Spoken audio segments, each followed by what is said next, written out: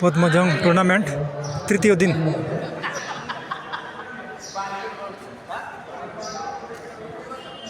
রামকৃষ্ণ মহাবিদ্যালয়ের স্টেডিয়ামে চলছে। জম্পুই জেলা এবং জম্পুই জেলা এবং মিজোরাম বনাম ফুটবল ক্রিকেট চলছে। লালটা জম্পি জলা না, লালটা জম্পি জলা না ওইটা মিজোরাম। ভালো মিল